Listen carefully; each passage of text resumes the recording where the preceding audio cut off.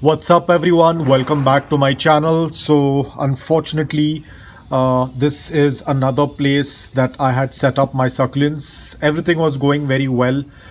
It's been 3 to 4 months that had shifted a lot of my succulents over here, but few days back there was another pigeon attack.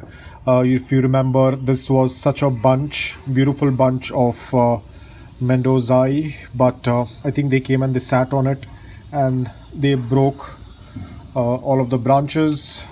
My superworm also lost one leaf, but worst affected was my Graptopetalum ghost. You can see they have pecked into the leaves and damaged a lot of my succulents over here. They have broken some branches as well. I'm glad that they did not touch this one, otherwise I would have been really very sad. So you can see a lot of damage on these succulents, and also the cotyledon. If you remember, I had made a video on it. They broke the branch as well of this, so I've just kept it aside for it to air root. So a lot of damage, but then I only had another option. So this is the pot of the cotyledon. You can see only the stem is left behind.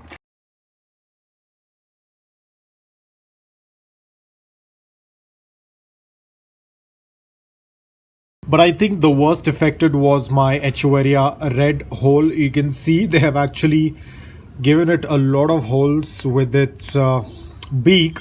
This one was their favorite target because this one has received the most amount of the pecking.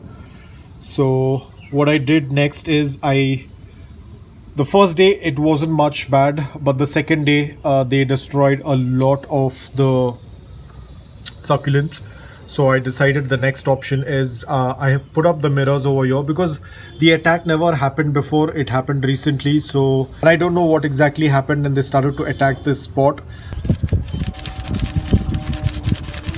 So I went ahead and made these paper windmills. You heard how much of sound they tend to make.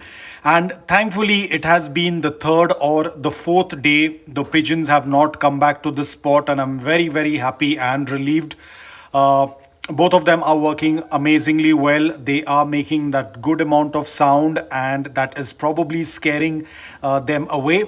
So this is working out really well. The birds are also not harmed. At the same time, they are not coming closer to my succulents. Now it's very important because the first attack was okay, 1 or 2 leaves, but the second attack they happened to break a lot of the leaves. Now of course I can propagate them, but let's say that it would have started raining, then all of these succulents would have got rotted, because when you have these open cuts on the succulent and if moisture comes in contact, majority of these succulents would have got rotted. Thankfully it did not rain or the water did not fall onto these spots, otherwise I would have been in for a big trouble. So that's about it guys. I hope that you liked this video. If you did, please hit the like button, and if you're new to my channel, please consider subscribing to it. Until then, take care, stay safe and keep propagating.